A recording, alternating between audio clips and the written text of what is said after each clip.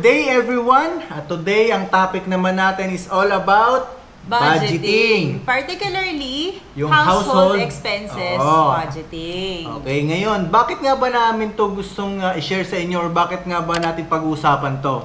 Okay, kasi isa to sa mga pinag-aawayan ng mga newlyweds. Diba? Especially, magkaiba yung kanilang finances before, separate, tas ngayon magko-combine na eh. So, how do you allocate nga ba? Kami naman, gusto lang namin i-share sa inyo yung ways na ginagawa naming mag-asawa sa pag-budget. Kasi, for the past 2 years, simula nung kinasal kami ng wife ko, never namin pinag-awayan yung pera. Wala namang laman yung bigasan. Wala na ba kaming pambiling bigas? Yung rep kaya, may naman kaya to. Kusme, wala ring laman yung rep. Wala na ba tayong pera pambiling pagkain? Wala naman yung rep, wala naman yung bigasan. Ano yung binigay na pambili? Never namin pinag-awayan yung pera. Bakit? Kasi wala kami noon. Hindi, joke lang. Hindi. Never namin, promise, never namin pinag-awayan yung pera simula nang kinasal kami. Kasi, meron kaming budgeting na maayos. Okay? So, meron kasi iba't ibang klaseng budgeting, di ba? So, yung iba, envelope budgeting, yung iba, Excel budgeting, yung spreadsheet budgeting, yung iba naman, yung iba, different accounts. Oo, yung iba, iba-ibang accounts. Oo, so ganun siya. So, yun, kami, sa amin, yung method na ginawa namin is yung envelope method. Ano yung envelope method? Ito. So, gumagamit kami nitong mga to. Gumagamit kami. Ayan. So, per envelope, syempre nilalagay namin dito yung mga expenses namin. So, naglalagay kami dyan yung pang kuryente, pang tubig, yan, rent sa bahay, pang grocery. Yon, ginagawa namin yon. For us, to monitor aside sa makita namin yung flow ng expenses, flow ng pera, is that talagang nakikita namin na ito na lang yung natitira sa bawat para ma-make sure envelope. na lahat ng expenses malalagyan ng corresponding amount para hindi walang mali-left out, 'di ba? So, 'di ba? So, doon pa lang makikita niyo na yung flow ng pera. Ngayon, dahil nakikita niyo yung flow ng pera, walang magtatanong kung saan napupunta yung pera. 'Di ba? May transparency. Oo, may transparency. Yun nga, kasi kumbaga, isa to sa mga nagiging cause ng away ng mag-asawa.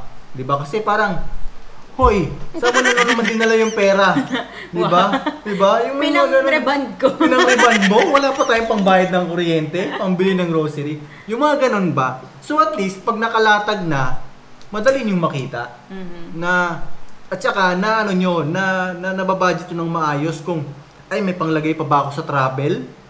May pang malaki ba yung grocery namin? Bawasan ko muna kaya? Yon, na nababudget ng maayos. So, isa pa sa mga ginagawa naming ways is that nililista namin yung mga source of income. Mahalaga kasi na ilista mo yung source of income para alam mo yung income na pumapasok sa'yo. Correct. And pag pinag-usapan yung source of income kasi, meron diyang fixed income, meron ding variable income. Yung fixed income, yun yung talagang sigurado ka na ito yung amount na papasok. Okay. So, ano ba yung mga pinanggagalingan nun? If you're a regular employee, then your salary. If meron kang other sources of income, like kunwari meron kang rental property, so sure ka na may pumapasok doon na fixed amount. So, kung yung fixed income, yun yung sigurado. Yung variable income naman, yun yung depende. Side hustle. Yes, side hustle, case to case, no? Like kunwari, kung commission-based, so, syempre, iba-iba yan every month. Yun nga, nag-sideline ka, nag-trading ka sa stocks, iba-iba din yung income niyan, ano? So, you have to list it down para, when you total it, makikita mo na, dun sa sources of income mo pa lang, sapat. Diba? Pambayad. Kasi, hindi pwedeng maglalabas ka na ng pera nang hindi mo alam kung magkano muna yung pumapasok. The inflows should, diba, be considered first bago tayo consider ng outflows. So, kaya inuuna natin ilista yung source of income after mo malista yung source of income, dito na papasok, kailangan mo nang ilista yung mga expenses. Ayun, bakit importante na ilista yung mga expenses? Okay. Siyempre, para makita mo yung flow.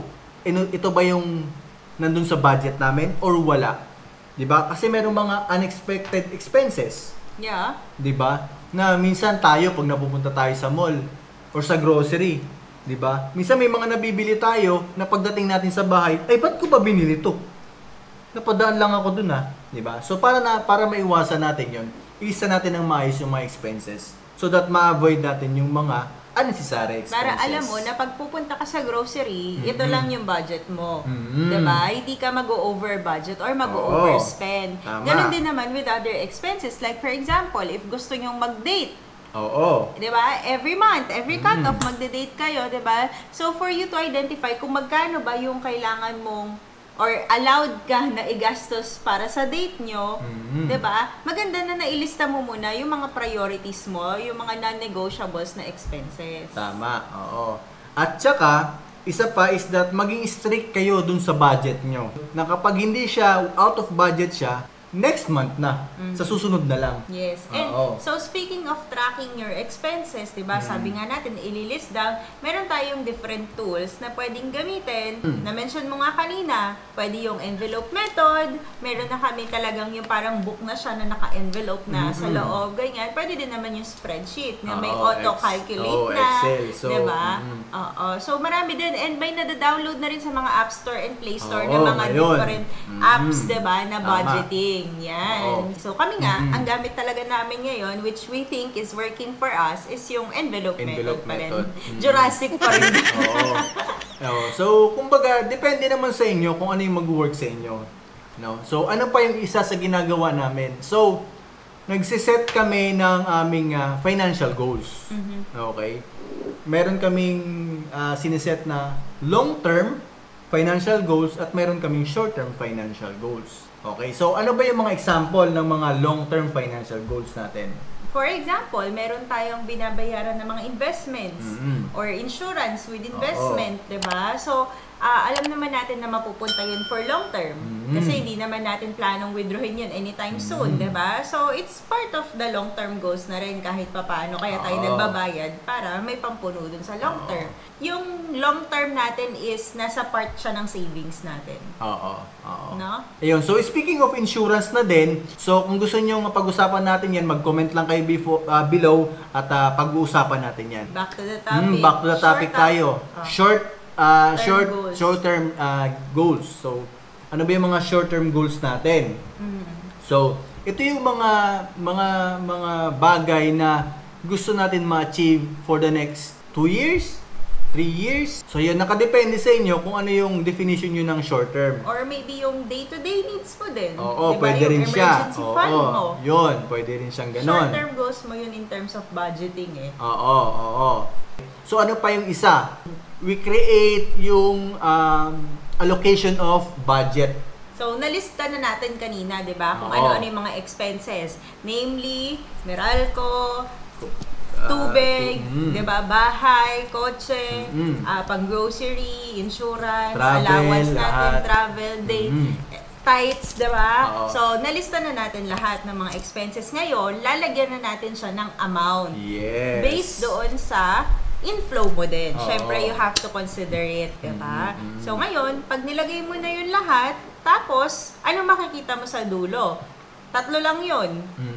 Either break even ka sa inflow and outflow mo, pwede din namang may sobra ka, pwede din naman na short ka. Negative. Oo, negative ka. So, yun yung iwasan natin na mag-negative yung budget. Diba? Kasi, well, maapektuhan kasi lahat. Kasi negative eh.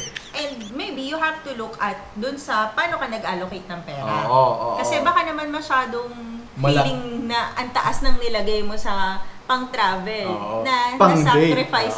Na-sacrifice na pala yung other expenses. And magkakaroon Tama. ka pala ng utang at the end of the day. Oo. Ayaw natin yun. Oo. Kaya So, di ba parang ako I strongly believe nung simula pa lang tayo sinabi ko talaga na we should live within our means lang talaga. Never live which is, beyond I agree your naman. means. I agree Oo. naman. That's why, yun nga, kaya never tayong nag-away. sa pera. Kasi maayos yung nag-work sa amin yung method na to. Last na tip namin sa inyo, monitor and adjust. Okay? Monitor yung mga expenses nyo. Okay?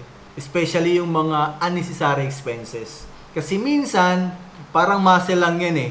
Nagiging muscle memory. Na kapag hinayaan nyo lang siya, so every time na may gusto kayong bilhin, kahit hindi nyo kailangan, may gusto kayong puntahan na hindi nyo naman kailangan, gagawin at gagawin nyo lang. Diba? Kasi parang nagiging habit nyo na siya. Okay?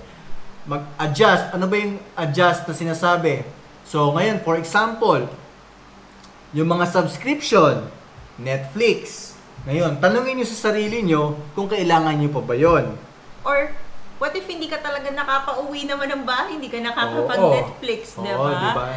Busy-busy ka sa trabaho mo. Ako, to be honest talaga, yung Spotify, nilet go ko na yung premium. Hindi ko alam yun Hindi, nilet go ko na nga diba? So, kasi parang sa akin, okay lang naman ako dun sa few ads.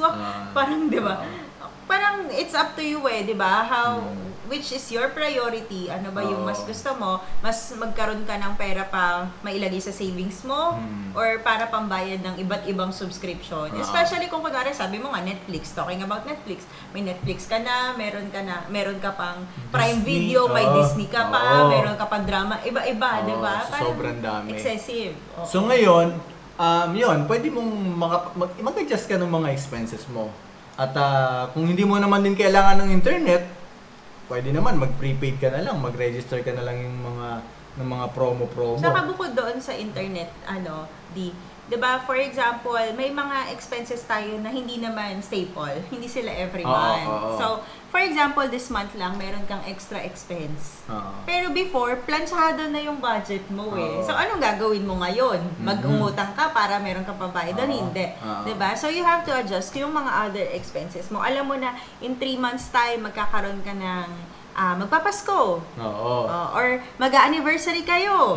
Diba? So, syempre, medyo bongga konti yung date nyo, diba? Compared sa usual. So, syempre, you have to adjust slowly yung ibang mga expenses mo na pwede namang i-adjust. Sa tingin ko, isa sa pinaka-importanting budget din na paglaanan nyo, no, is yung allowance. Allowance nyo pareho. Bakit? Kasi, pag may pareho kayong allowance, nabibili nyo pa rin yung gusto nyo. Okay? Kung may gusto akong bilhin, for example ako, may gusto akong bilhin na ganito, ganyan, sa allowance ko kinukuha yon. Nagsisave ako, for example, allowance ko ngayong buwan, 5,000. May gusto akong bilhin. Ngayon, yung 1,000 doon, isi-save ko na. Para, yung gusto kong bilhin, paunti-unti, nalalagyan ko na. Yes. Hindi namin kinukuha sa kung saan. So, meron kami mga personal, may mga Lazada kami kumbaga may mga Lazada dumarating sa amin, hindi namin alam. Hindi namin question yung mga Lazada na yun. Speaking of Lazada, may tumatawag na Lazada. So, tama nga naman, diba? So, para at least, may kanya-kanya pa rin kayong freedom kung paano nyo gagastusin yung sarili nyong pera. Ayaw naman natin masyadong makulong, diba? Bill, sa'yo ka itong Lazada. Sa'yo to, hindi sa akin. Ayaw naman natin makulong yung isa, diba? Na parang hindi na siya makagastos, na kailangan laging magpaalam pag may bibilhin. So, ganun kami, parang nag-combine kami ng pera at start. Tapos, we have our own allowances. Then, pag may gusto kaming personal na bilhin, gagastusin namin galing sa sarili naming allowance. And syempre, yung most important part is, syempre, huwag natin kakalimutan mag-tithes. Tithes. Kasi diba, yung ito namang blessings na nakukuha natin everyday, maski yung trabaho natin, yung sources of income natin, lahat yan galing kay Lord. Galing kay Lord yan. So, isa talaga to sa namin mag-asawa, na yung as much as possible, yung tithes is ibigay talaga namin what is due to God. So, wag mong kakalimutan kasi lahat naman to galing kay Lord So, ibalik lang natin sa Kanya yung yung dapat para sa Kanya. So, parang kahit pagka nagbabudget ka, parang ang miraculous lang na minsan parang makikita mo na ay wala nang sobra. Pero naging diligent ka sa pagta-tithing. Never magkukulang. Parang naging ano lang no? Parang nagiging smooth lang. Yes. Na parang dito mo minsan mararamdaman na, ba't ganun? Yun lang naman yung pera namin. Ba't parang okay naman?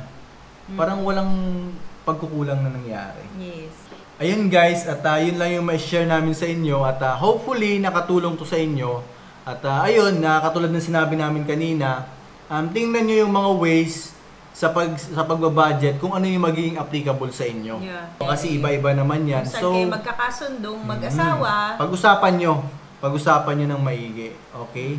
So, ayun lang guys. Maraming salamat. Siyempre, huwag nyo rin kalimutang mag-subscribe sa channel natin para mas ganahan tayo na gumawa ng mga ganitong klaseng video. Okay? Thank you. God bless.